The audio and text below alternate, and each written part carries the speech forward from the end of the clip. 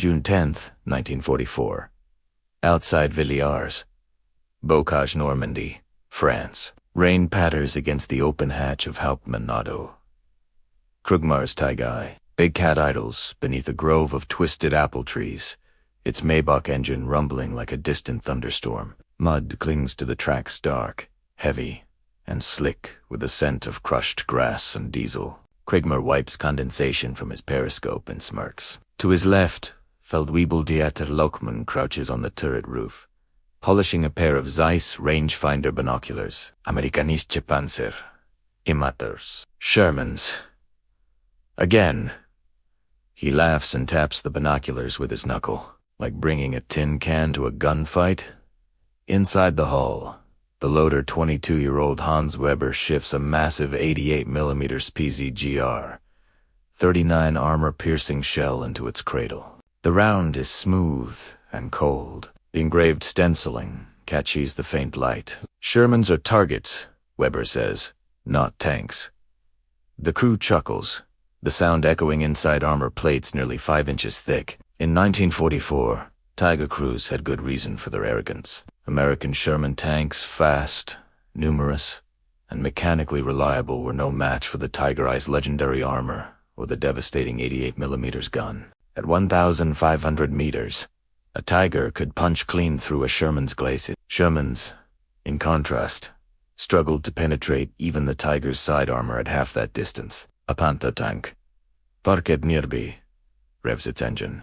Its crew members of Panzer Lehr Division share cigarettes and jokes. Shermans burn, one Panther gunner says. That's all they're good for. The German nickname for the M4 Sherman spreads like wildfire across the hedgerows. Tommy Cocker. Tommy Cocker. Because once hit, they ignited fuel, ammunition, paint fumes. Everything inside became an inferno. Krugmar leans back from his periscope, satisfied. He has faced Shermans in Tunisia, Sicily, and Italy. The outcome never changes. Shermans die. Tigers win. A messenger motorcycle sputters across the orchard mud, brakes skidding before Krugmar's tank. The dispatch rider climbs off, removes his goggles, and hands Krugmar a sealed order. Enemy armor sighted west of the Cannes Highway. Raycon believes British Shermans. Krugmar asks, already bored. The rider hesitates. Yes, sir. Shermans, but reportedly different. Krugmar dismisses him with a slight wave. They are all the same. Light armor, weak, gun. Inside the turret, Weber finishes stacking shells in their rack. Another shooting gallery, he says. Laukman hops down from the roof and claps his hands. Time to remind them who owns Normandy. The Tiger rolls out from the orchard. The rain stops. The only sound is the mechanical rhythm of hardened steel teeth biting into churned earth. Ahead stretches the Norman countryside hedgerows, as high as a man's shoulders, fields of wheat swaying beneath black storm clouds. Krugmar's radio crackles. Enemy armor Sherman columns approaching the Bocage road network. The Tiger's commander smiles.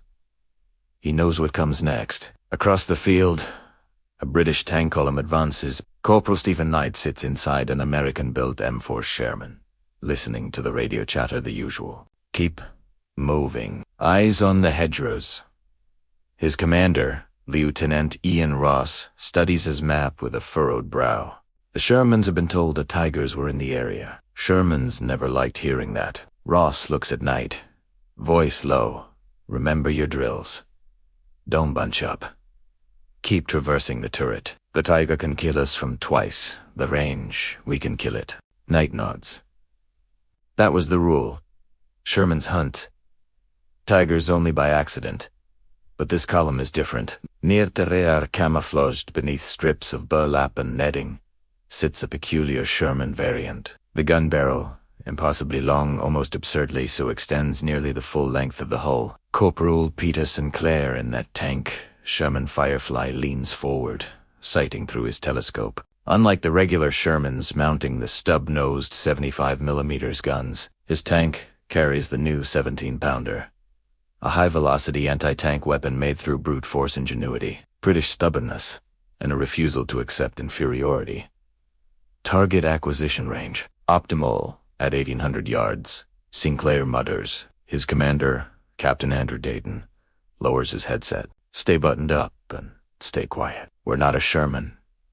No, Sinclair answers, adjusting the elevation wheel. We're a trap. But the Germans don't know that. Not yet. The British column halts at a crossroads. Knight looks out the periscope, nothing but hedges and rain-washed leaves. Ross clears his throat. All right, we advance. Slowly. Visibility is poor. Expect a Michelle screams overhead. A Sherman in the lead column erupts into a towering bloom of fire. Its turret flips, bouncing off a stone wall like a kicked tin bucket. Tiger. The radio explodes with panic. Tiger. Tiger front. We've got a Tiger.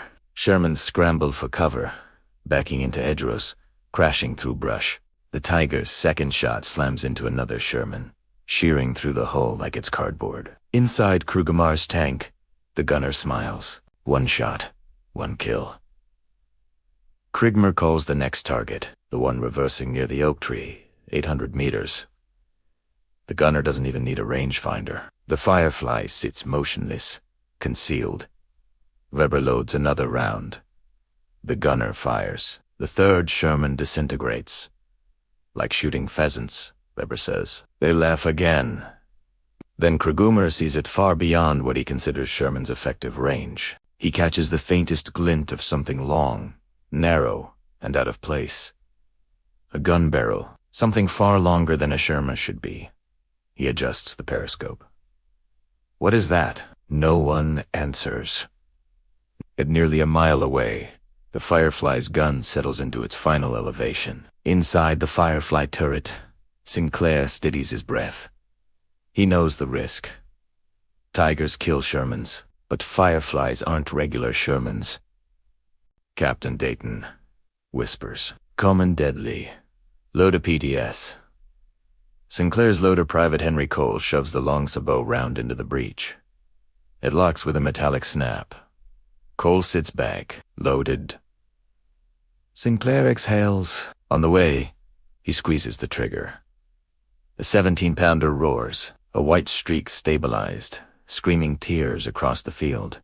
It hits the Tiger's turret front. Armor meant to be invincible crumples like baked clay. Inside Krugemar's tank, the world becomes smoke.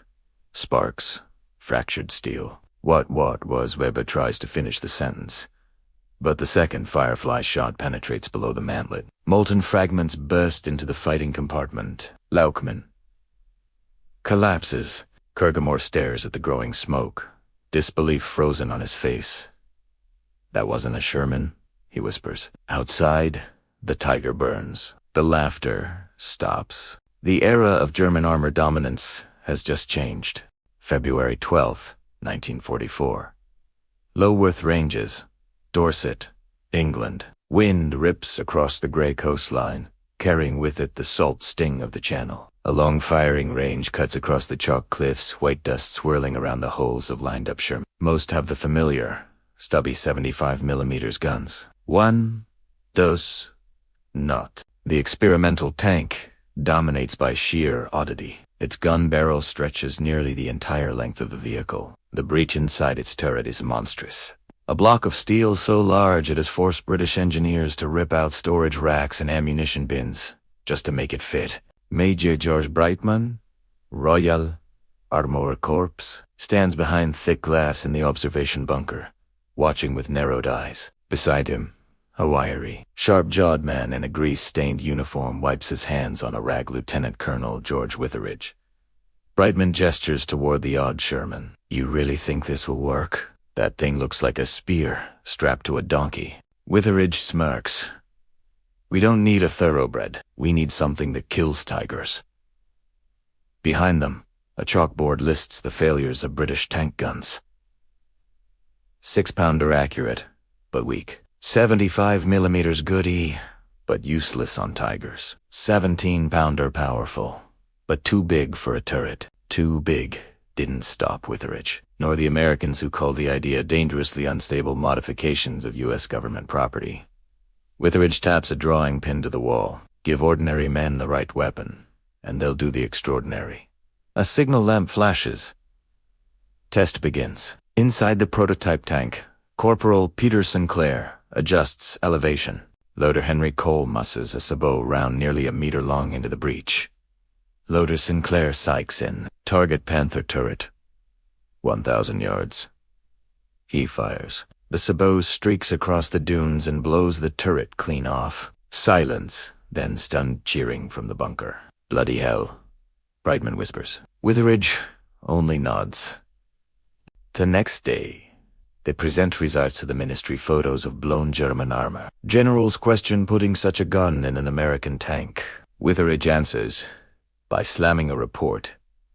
Shermans cannot penetrate Tigers frontally.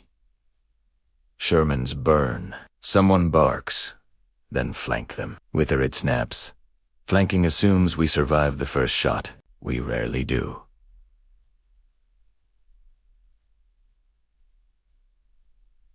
Silence. The general taps the photo of the shattered Panther. What do you call this thing? Brightman answers. Sherman Firefly.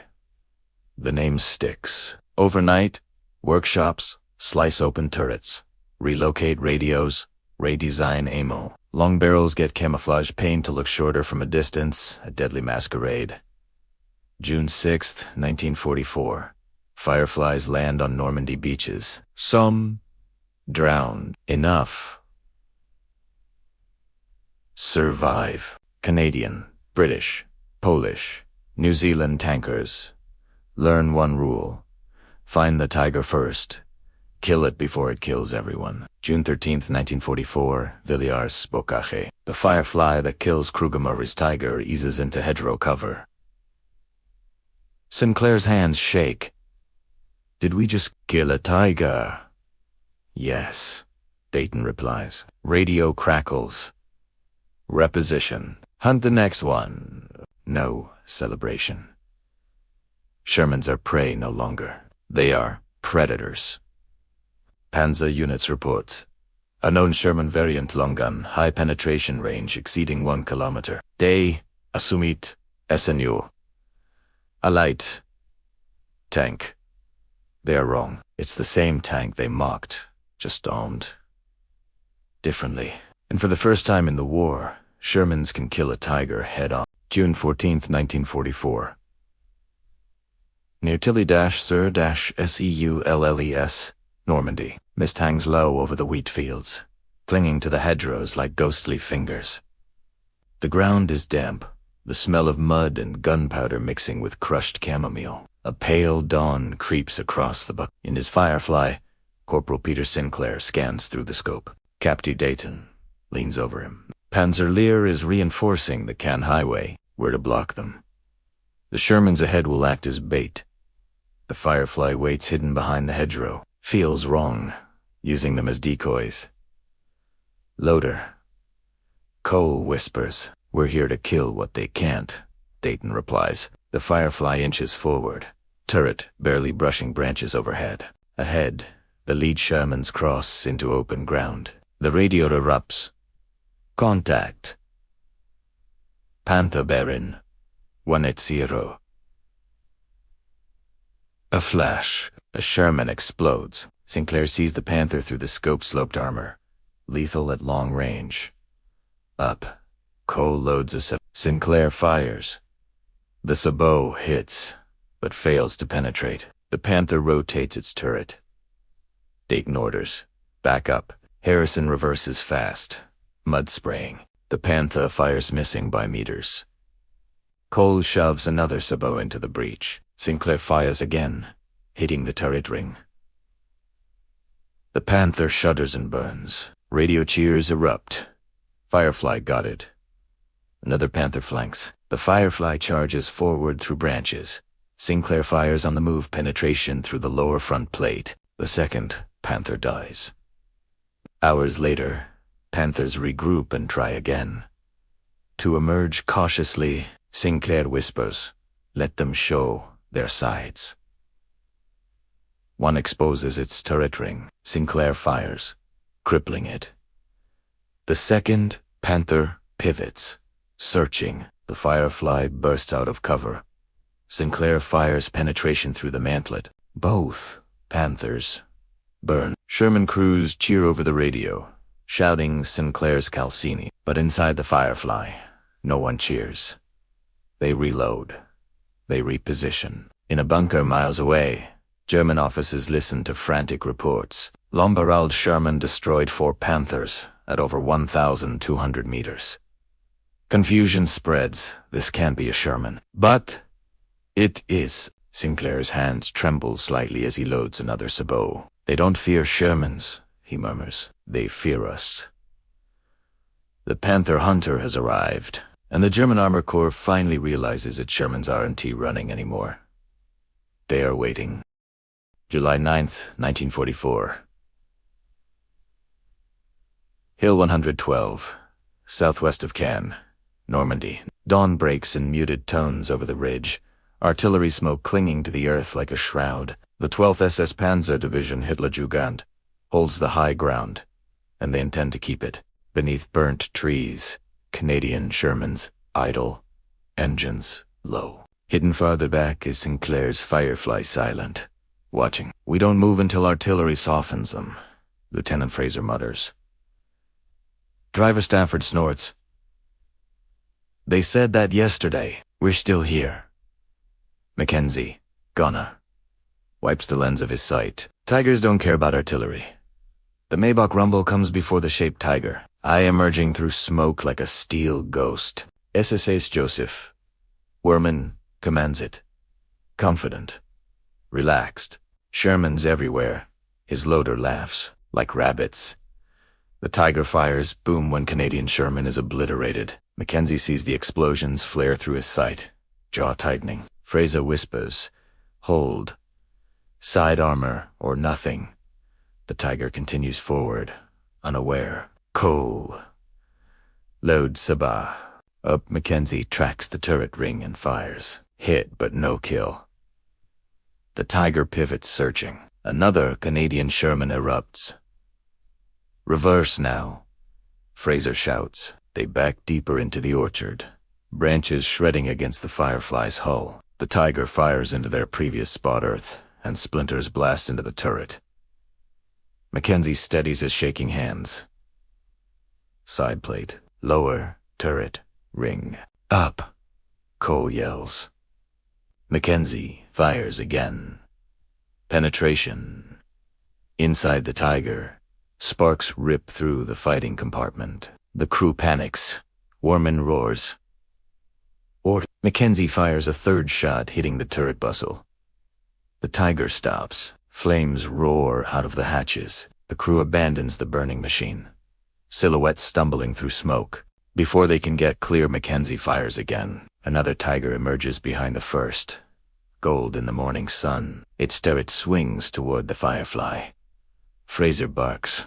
Smoke. Reverse. The Firefly lunges backward. A shell slams feet in front of them, showering dirt. Mackenzie sights. Ignores trembling hands. Fires penetration through the Tiger's cupola. The Tiger dies where it stands. Radios crackle. Tiger destroyed Firefly. But there's no cheering inside the Firefly. Mackenzie whispers. We didn't kill tanks. We killed men. Fraser rests a hand on his shoulder. We stopped them. Mackenzie slides another Sabah round into the breach. Load AP until they stop sending Tigers. We keep shooting.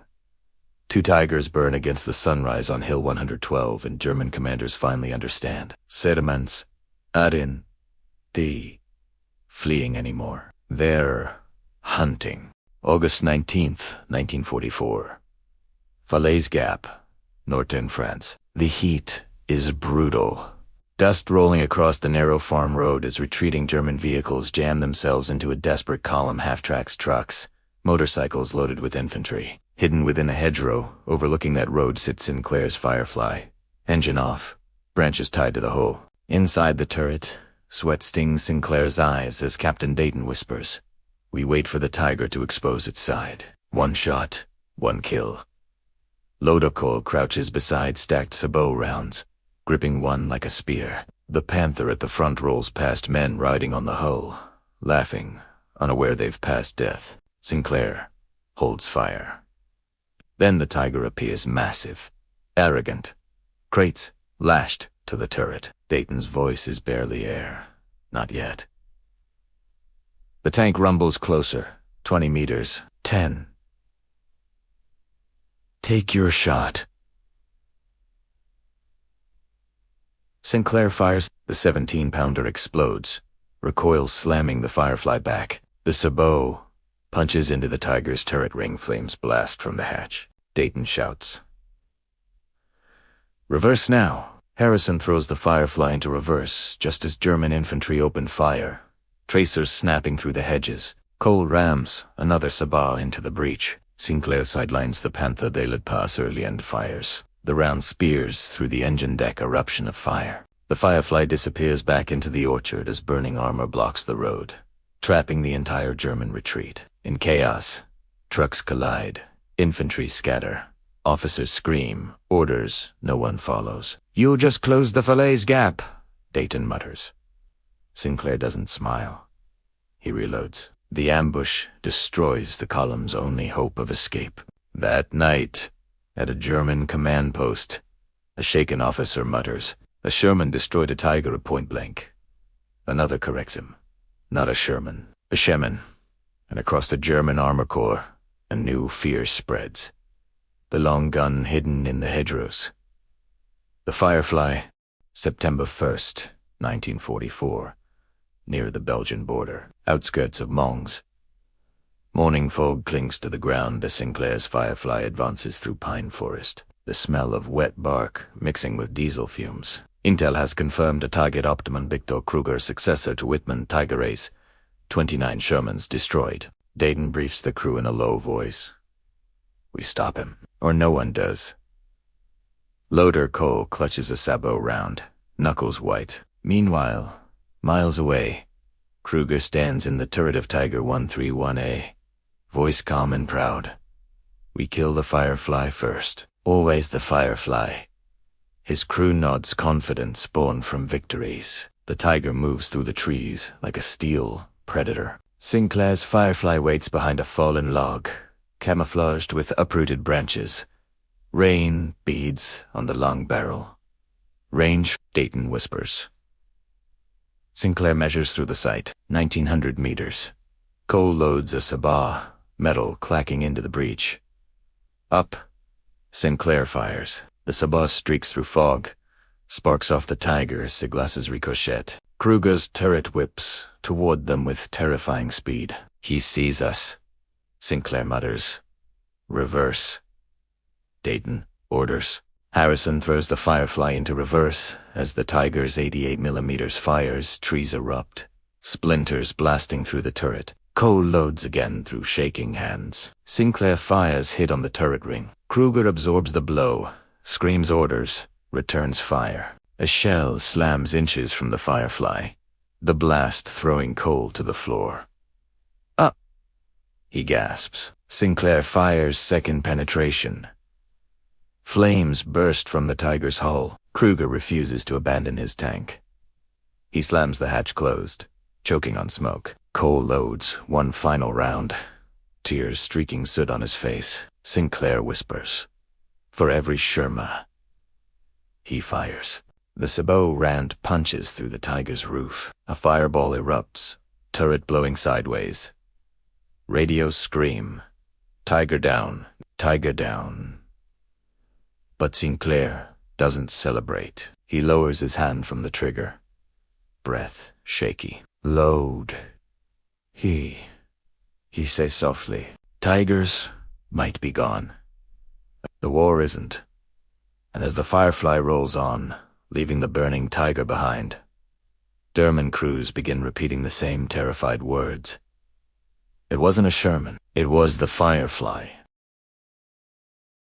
November 3, RD, 1944, Anirji Lankorchen, Germany, the Siegfried Line.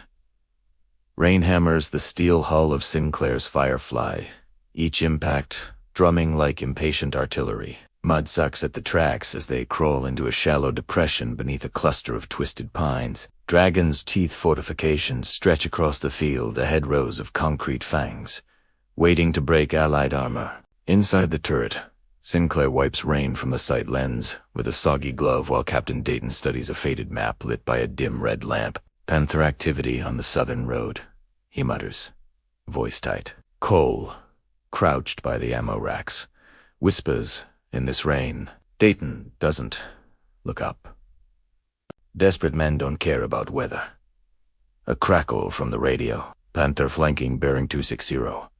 Sinclair snaps to the gun sight. Visibility is nearly zero, only rain, shadow, and blurred silhouettes. Then, C.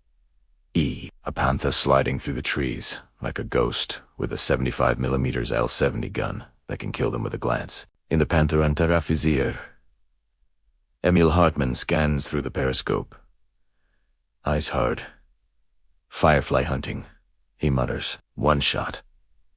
His gunner fires first. Boom, the shell slams into earth just meters before Sinclair's position, showering the Firefly in mud and splinters. Up! Cole shoves a sabot round into the breach, hands trembling from cold and adrenaline. Sinclair fires, the sabot slams into the Panther's turret ring. Hartman recoils as sparks explode inside the turret. Back! B-A-C-K. He screams, but the Panther's heavy tracks slip in mud. Cole loads again. Sinclair fires penetration through the engine deck. Flames erupt. Rain turning to steam. The Panther burns. Crews scrambling. Finish it, Dayton orders.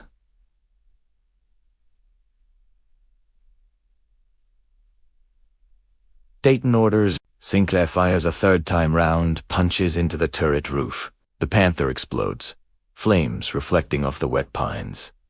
Rain hisses as fire dies. Cole leans back, breathing hard. Elsa. They painted her name on the hull. Sinclair doesn't respond. He watches the flames fade. It wasn't a tank, he whispers. It was a crew. Meanwhile, at a nearby command bunker, a German major hears the report. A lone Sherman killed a Panther in a storm at nearly 1,800 meters, the officer mutters. Pale Firefly. Across German tank units, new doctrine forms. Ignore regular Shermans, kill the Firefly first. Because in the Siegfried rain-soaked night, one truth becomes undeniable. Shermans no longer flee from German armor. They hunt. March 24th, 1945. Wessel, Germany, east bank of the Rhine. The night sky flashes with artillery, each detonation rippling across the river like jagged reflections of lightning. Operation Plunder is underway. Sinclair's Firefly rumbles onto a pontoon bridge. Tank tracks clanging against steel plates slick with river mist. Infantry march beside them. Helmets low, faces pale. Dayton shouts over engine noise. Once we cross, there's no retreat. Harrison pushes the throttle. The bridge sways dangerously as a truck ahead skids and slides into the Rhine, swallowed whole. Sinclair keeps the turret forward, scanning darkness. Almost across, he mutters. On the far bank, German spotlights blaze to life and artillery finds the bridge water erupts into white geysers. The Firefly reaches land, mud smearing the hull. Dayton orders. Barn ahead, use it for cover. Harrison drives straight through its side. Wood splintering, the Firefly disappears inside. Turret aligned to the road. Cole stacks, sabot rounds, at Sinclair's elbow. We kill whatever comes first, he says. Across the village, Oberleutnant Rolf Schreiber waits in ambush with a king tiger. 80 tons of thick arrogance hidden behind a ruined farmhouse. Inside, he tells his crew, we kill the Firefly, only the Firefly. The king tiger moves, turret swinging like a fortress turning. Sinclair sees it through broken planks. Massive, invulnerable. Side armor only, he whispers. Cole loads a sabot. Sinclair fires. Hits Bog's Bloom, but the tiger keeps advancing. Harrison reverses.